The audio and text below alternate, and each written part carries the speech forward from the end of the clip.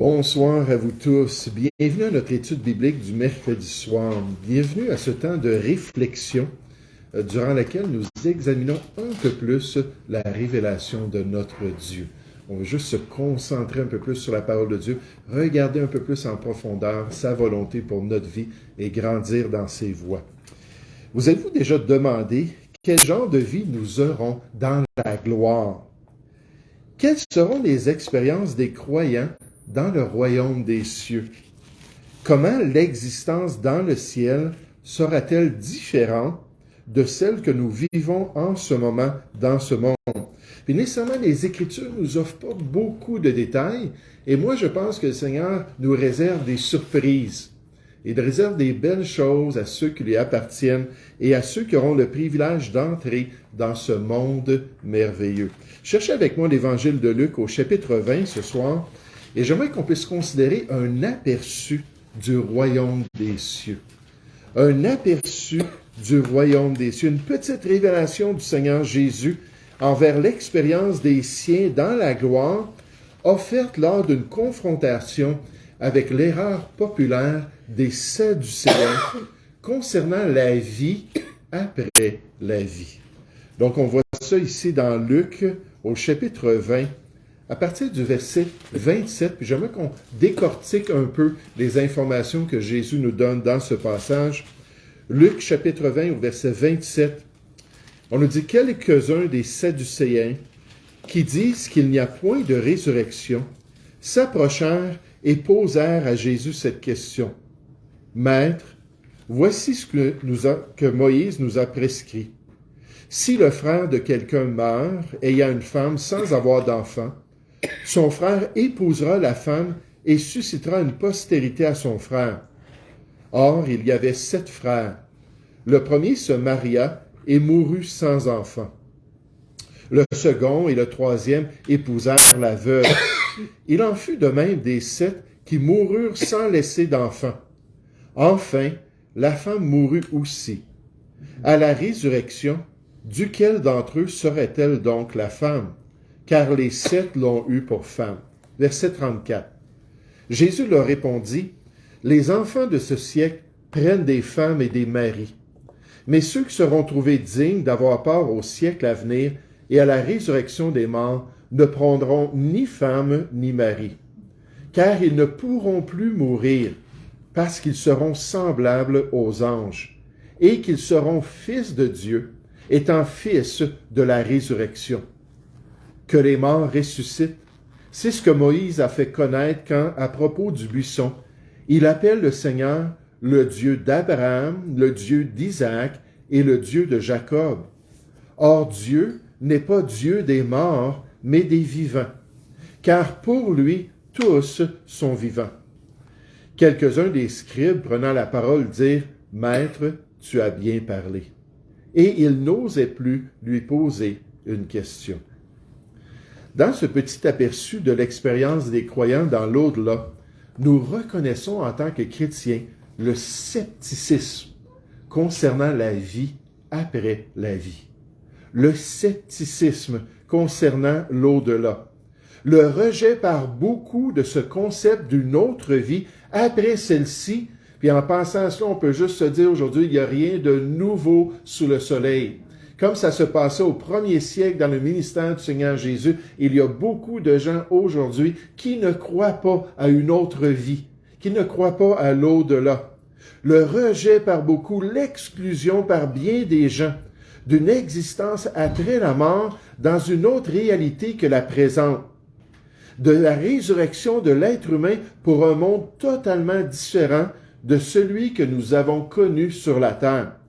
Et comprenez qu'à l'époque du Nouveau Testament, ceux qui étaient plus libéraux dans leur interprétation de la Bible, ceux qui ne voulaient pas prendre les Écritures au sérieux sur la question du monde à venir, enseignaient qu'il n'y avait rien après cette vie et que la dimension spirituelle et invisible du royaume de Dieu n'existait pas vraiment, qu'il ne fallait surtout pas croire à ces passages bibliques qui semblaient enseigner une telle existence, parce qu'en réalité, ce n'est pas du tout ce qu'ils enseignaient d'après ces experts juifs au 1er siècle.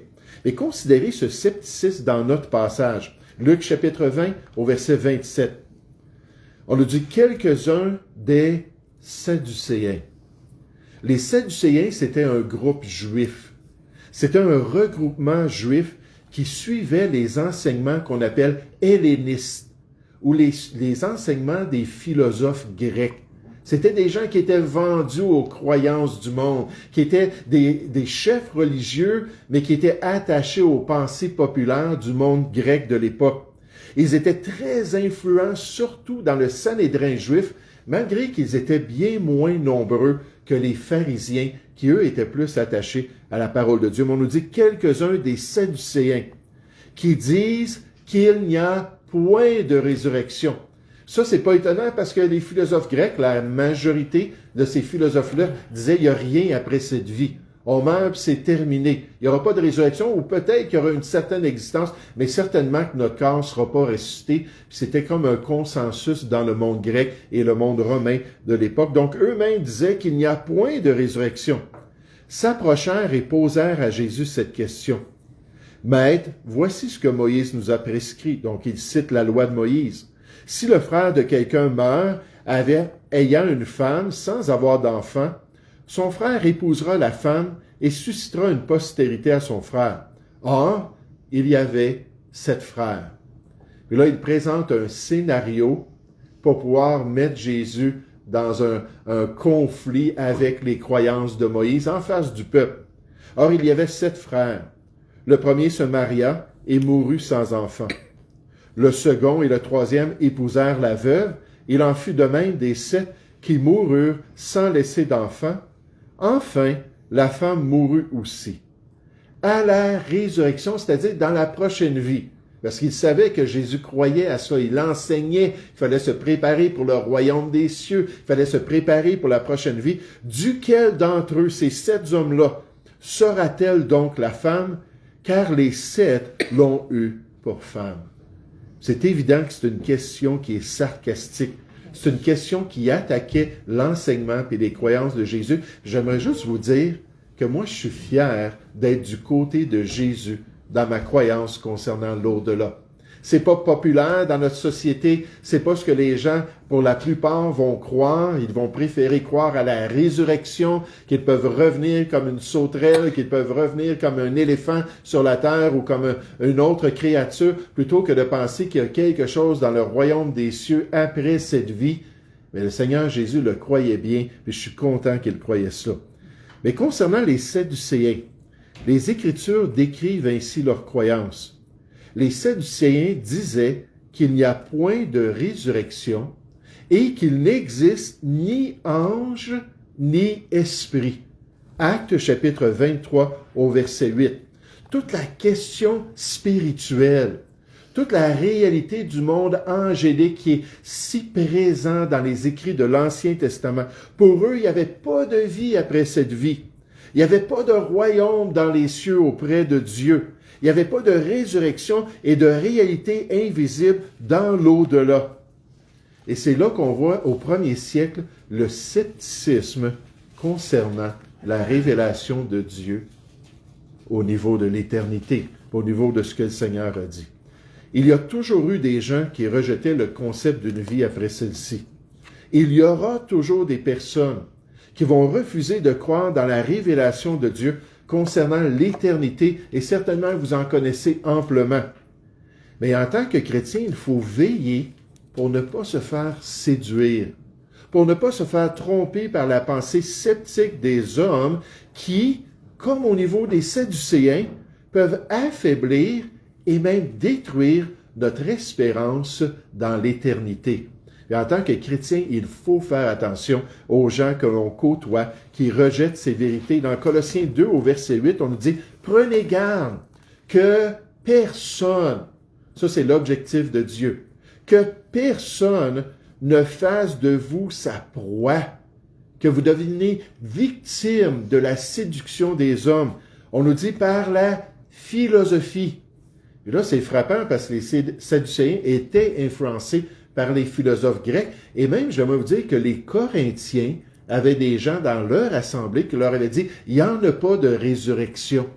Là, Paul, dans 1 Corinthiens 15, est obligé d'aborder cela pour les ramener à la réalité. Probablement que c'était basé sur les écrits des philosophes grecs. Ça dit, prenez garde que personne ne fasse de vous sa proie par la philosophie et par une vaine tromperie, les mensonges de toutes parts, s'appuyant sur la tradition des hommes, sur les pensées purement humaines, ou le raisonnement de l'homme sans la révélation de Dieu, sur les rudiments du monde ou les idées religieuses qui sont populaires, et non sur Christ, c'est-à-dire sur la révélation de Dieu à travers le Seigneur Jésus. Nous sommes avertis qu'il faut être sur nos gardes concernant ces influences-là qui pourraient nous détourner de notre espérance, notre bienheureuse espérance en Jésus-Christ. Maintenant, j'aimerais qu'on puisse revenir à notre texte puis considérer, à la lumière de la réponse de Christ à ces sceptiques endurcis, que le royaume des cieux sera bien différent de notre expérience présente. Une fois qu'on dit, oui, on va croire à la parole de Dieu, oui, on va croire à la révélation du Seigneur, oui, on va croire à l'enseignement du Seigneur Jésus, on s'aperçoit que Dieu nous donne juste quelques détails, mais que le royaume des cieux, ça va être tellement différent comme expérience, que les choses vont changer dans la prochaine vie, que l'existence va être transformée par le passage dans ce royaume glorieux. Et ici, le Seigneur nous révèle seulement quelques détails de la transformation de notre statu quo à la gloire de Dieu dans le prochain monde. Regardez encore le chapitre 27, chapitre 20 au verset 27. Luc chapitre 20 au verset 27. On nous dit quelques-uns des Sadducéens qui disent qu'il n'y a point de résurrection, s'approchèrent et posèrent à Jésus cette question, « Maître, voici ce que Moïse nous a prescrit, si le frère de quelqu'un meurt ayant une femme sans avoir d'enfant, son frère épousera la femme et suscitera une postérité à son frère. Or, il y avait 7 frères, le premier se maria et mourut sans enfant, le second et le troisième, j'espère que c'était pas en même temps, épousèrent la veuve. Il en fut de même des 7 qui moururent sans laisser d'enfant. Enfin, la femme mourut aussi. À la résurrection, duquel d'entre eux sera-t-elle donc la femme? Car les 7 l'ont eue pour femme. » Maintenant, comprenons qu'il demande ça au Seigneur Jésus.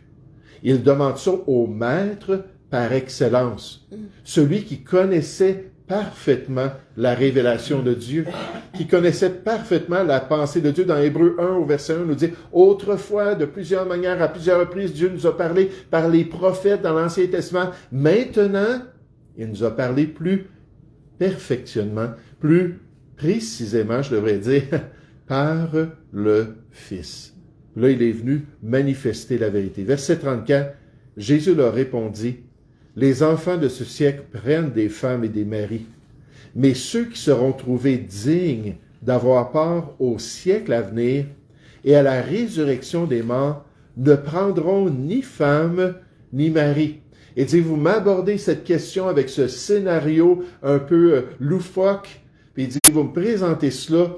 Il dit, puisqu'on parle des relations conjugales, il dit, je vais vous dire que dans la prochaine vie, il n'y en aura pas de relation comme ça. Ça ne sera pas la réalité. Puis il dit pourquoi? Car ils ne pourront plus mourir. Pourquoi avoir une progéniture? Pourquoi avoir d'autres générations pour avoir des enfants? C'est pour continuer la race humaine. Ceux qui vont être dans ce royaume-là n'auront pas besoin, ils vont toujours demeurer. La génération ne passera pas pour être remplacée par la prochaine. La génération va durer pour toujours. Ils ne mourront plus. Ils auront un corps immortel qu'on va voir dans un instant, parce qu'ils seront semblables aux anges, ayant une nature céleste et une nature spirituelle, et qu'ils seront fils de Dieu, étant fils de la résurrection. La vie du croyant dans la prochaine vie sera bien différente que celle que nous expérimentons ici-bas. Son expérience dans la félicité de Dieu dépassera grandement celle de la vie humaine actuelle, et la qualité même de nos corps surpassera infiniment la qualité corporelle que nous avons expérimentée dans le siècle présent. Philippiens 3 au verset 20 affirme concernant les enfants de Dieu, « Mais notre cité à nous est dans les cieux. d'où nous attendons aussi comme sauveur le Seigneur Jésus-Christ, verset 21, qui transformera le corps de notre humiliation. C'est comme ça que Dieu décrit le corps physique qu'on a en ce moment. Il appelle ça le corps de notre humiliation. Dans 1 Corinthiens 5, il dit c'est une tente. Il dit, on pourrait comparer ça à une maison, mais faite juste avec une tente, avec des toiles. Ça faisait pitié, les tentes, dans les temps bibliques. C'était pas rien de solide. Il fallait toujours réparer les tentes, puis ainsi de suite. Puis là, il dit, il va transformer notre corps de notre humiliation, notre tente, en le rendant semblable au corps de sa gloire. Ça, c'est notre corps à venir. Par le pouvoir qu'il a de s'assujettir toutes choses. Ça, c'est un des grands changements. Une transformation d'une tente dans un édifice glorieux, encore 1 Corinthiens 5. Un édifice glorieux, 2 Corinthiens 5. Désolé, je me suis trompé de référence. Dans la gloire. Et là, le Seigneur a dit, l'expérience immortelle de l'homme va changer toutes ses relations et toute son expérience. Cherchez avec moi un passage qui décrit bien cela. En parlant, 1 Corinthiens chapitre 15, en parlant de notre nouveau corps, en décrivant notre corps céleste pour le royaume des cieux, en partageant ces vérités édifiantes qui vont soutenir notre espérance en tant qu'enfant de Dieu, Paul a dit dans 1 Corinthiens chapitre 15 au verset 35, 1 Corinthiens chapitre 15 au verset 35, un passage un peu long, mais je pense que ça vaut la peine de le lire. En parlant de notre corps, ça dit au verset 35, « Mais quelqu'un dira, comment les morts ressuscitent-ils et avec quel corps viennent-ils? » Quand ils vont être ressuscités, ça va être quoi le corps qu'ils vont recevoir? Paul répond, « Insensé. Ce que tu sèmes en parlant de l'agriculture ne reprend point vie s'il ne meurt. Et ce que tu sèmes, ce n'est pas le corps qui naîtra. Enfin, ça va être quelque chose de bien différent qui va sortir de la terre. C'est un simple grain, de blé peut-être, ou d'une autre semence. Puis Dieu lui donne un corps comme il lui plaît. Et à chaque semence, il donne un corps qui lui est propre. Toute chair n'est pas la même chair. Mais autre est la chair des hommes, autre celle des quadrupèdes, autre celle des oiseaux, autre celle des poissons. Même il y a des distinctions ici-bas dans ce monde. Il y a aussi des corps célestes et des corps terrestres, mais autre est l'éclat des corps célestes, autre celui des corps terrestres. Autre est l'éclat du soleil, autre l'éclat de la lune, autre l'éclat des étoiles. Même une étoile diffère en éclat d'une autre étoile. Ainsi en est-il en comparant avec le monde naturel de la résurrection des morts. Le corps est corruptible. Là, on commence la comparaison, la transformation. On décrit cette grande différence. Le corps est semé corruptible, il ressuscite incorruptible. Il n'y aura rien d'impur et de souillé qui rentrera dans le royaume des cieux. Il est semé méprisable, il ressuscite glorieux. Ça va être la gloire même de Dieu qui va être reflétée dans notre corps. Il est semé infirme. Puis le mot veut dire faible, malade ou chétif physiquement. Quelqu'un qui n'a pas de capacité. Mais c'est ça notre corps aux yeux de Dieu. Il ressuscite plein de force. Wow! Arnold Schwarzenegger, tasse-toi en face des enfants de Dieu. Ils vont être pleins de force. Il est semé corps naturel. Il ressuscite corps spirituel, un corps propre au royaume spirituel de Dieu, comme les anges. S'il y a un corps naturel, il y a aussi un corps spirituel. C'est pourquoi il est écrit, le premier homme, Adam, devint une âme vivante. Le dernier Adam est devenu un esprit vivifiant. Mais ce qui est spirituel n'est pas le premier. Oups, il faut qu'on rejette les croyances mormones. L'Église de Jésus-Christ des saints des derniers temps disent qu'il y a des Adam et Ève sur des planètes bien loin qui sont en train d'avoir des milliers puis des millions de petits poupons spirituels. Puis ces esprits-là spirituels se promènent dans le cosmos. Puis là, oups, ils passent au-dessus de la Terre puis ils voient un homme puis une femme, il y a une relation puis concevant un enfant puis l'esprit spirituel vient puis là, il donne l'âme à cet enfant-là. C'est l'enseignement officiel des Mormons que toutes ces choses-là se produisent à travers le cosmos, puis ces petits êtres spirituels-là s'en viennent. Non, non, Dieu nous dit, ce qui est spirituel n'est pas le premier, c'est ce qui est naturel. Ce qui est spirituel vient ensuite, donc il y a une première vie, une première naissance, puis ensuite on peut avoir la seconde naissance. Verset 47. Le premier homme tiré de la terre est terrestre. Le second homme est du ciel. Tel est le terrestre, tels sont aussi les terrestres, et tel est le céleste, tels sont aussi les célestes. Et de même que nous avons porté l'image du terrestre, nous porterons aussi ceux qui vont avoir ce privilège de rentrer dans le royaume des cieux, ceux qui sont sauvés, ceux qui font partie du livre de vie de l'agneau de Dieu, mais ils vont porter aussi le céleste, l'image du céleste. Verset 50. Ce que je dis, frère, c'est que la chair et le sang de notre corps en ce moment ne peuvent hériter le royaume de Dieu, et que la corruption n'hérite pas l'incorruptibilité. Voici, je vous dis un mystère.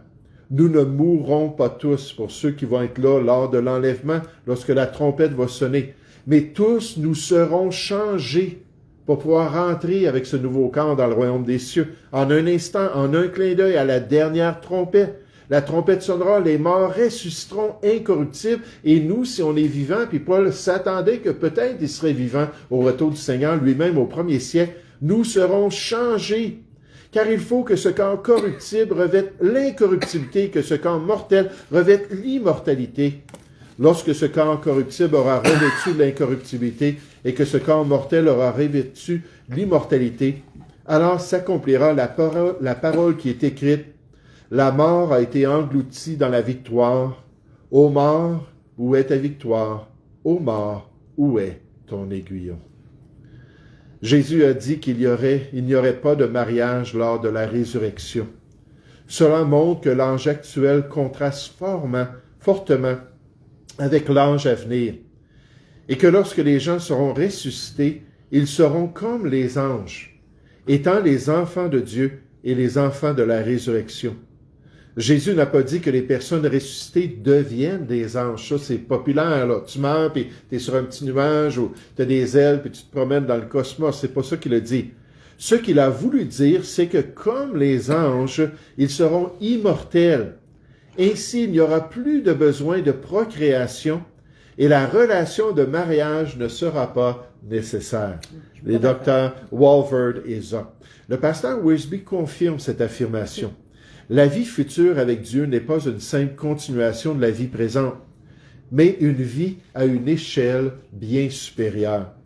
Nous conserverons notre identité et nous nous connaîtrons les uns les autres. Moi aussi, je crois ça d'après les Écritures.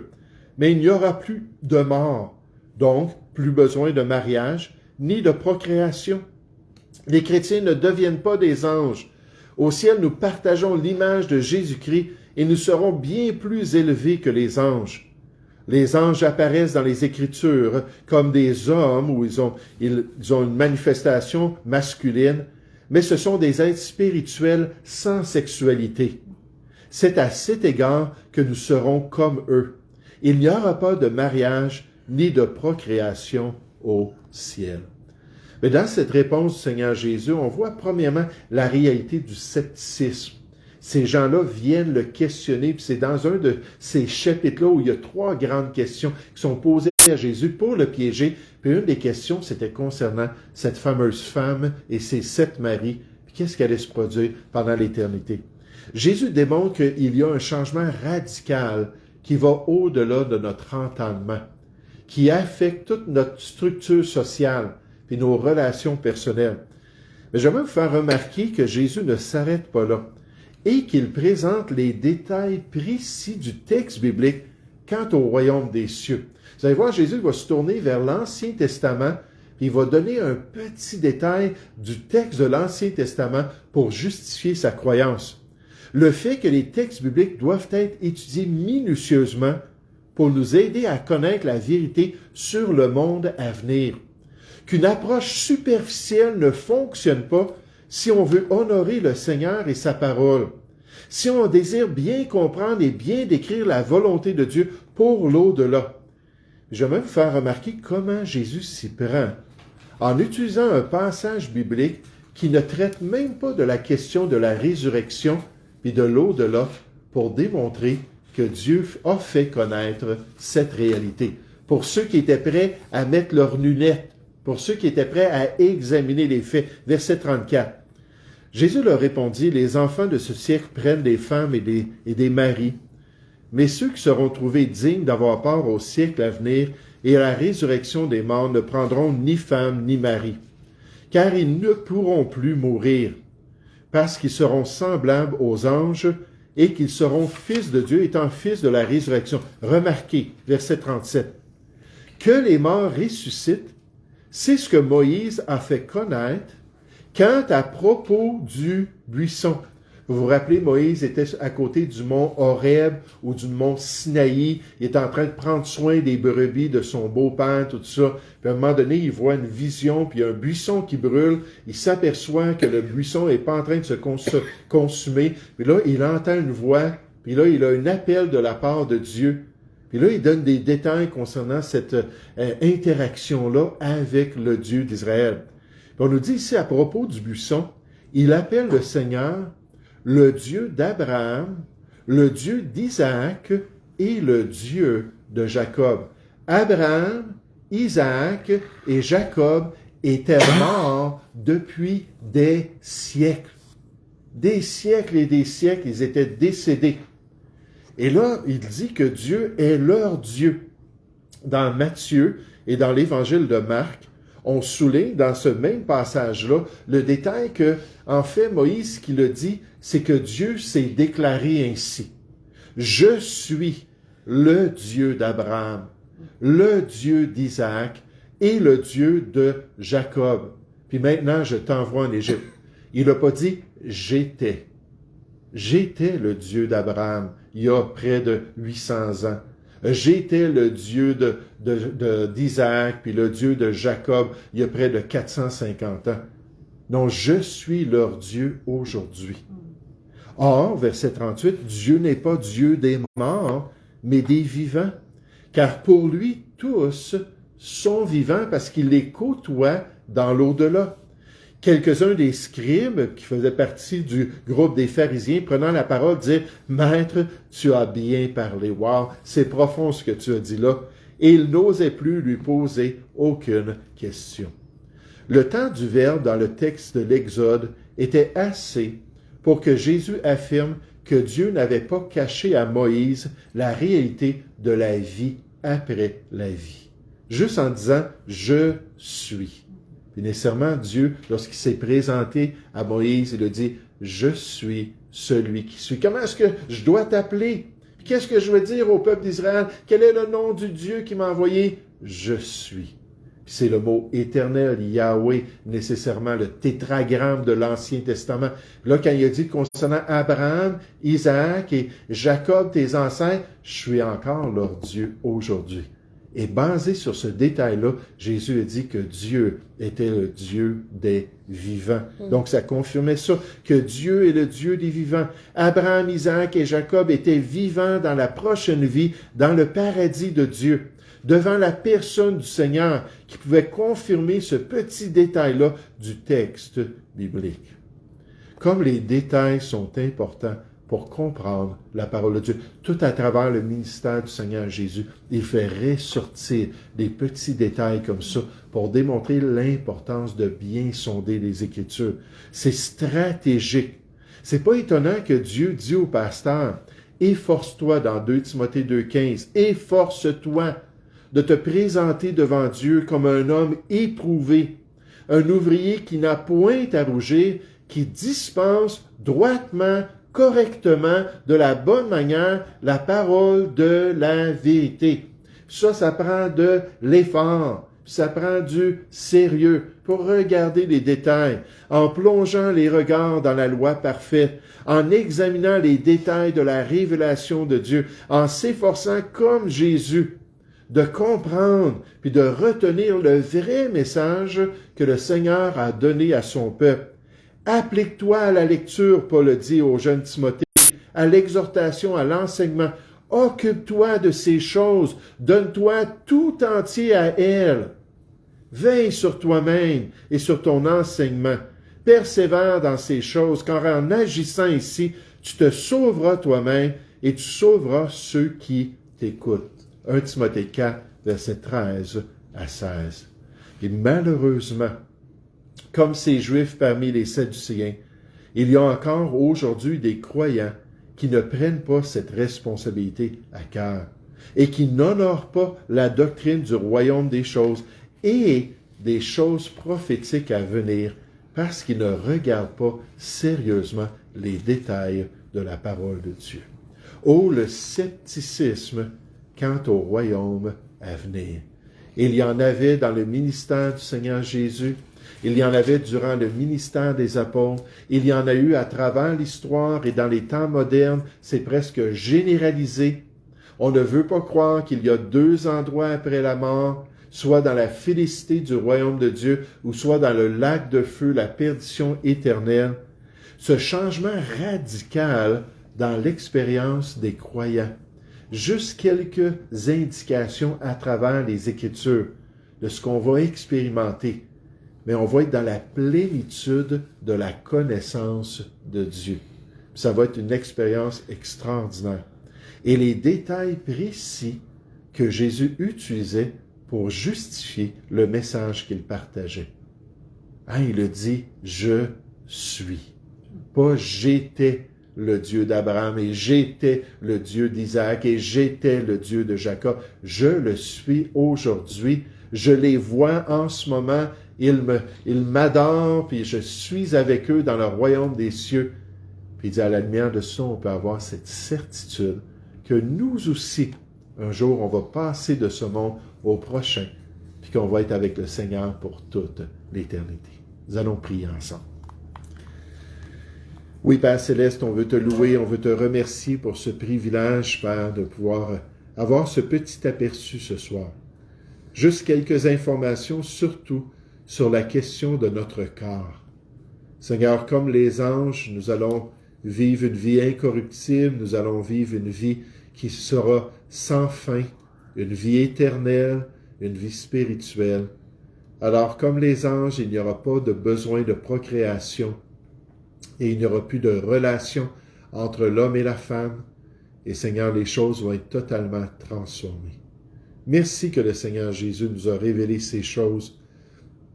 Et merci qu'il nous encourage à croire à ta parole plutôt qu'à se confier dans les pensées de l'homme. Oh, combien de fois dans son ministère, il a reproché à ses chefs religieux de mettre de côté ta parole pour suivre la tradition de leur père, pour s'attacher aux croyances et aux raisonnements de l'homme. Oh, il leur a dit qu'ils étaient des hypocrites, parce qu'ils enseignaient qu'ils étaient serviteurs de Dieu, mais dans le fond, ils enseignaient des pensées humaines. Père, aide-nous à rester attachés à ta parole, puis à vivre selon ta volonté, puis à nous préparer pour ce royaume extraordinaire que tu as préparé pour ceux qui te connaissent. Seigneur, nous te prions au nom du Seigneur Jésus. Amen.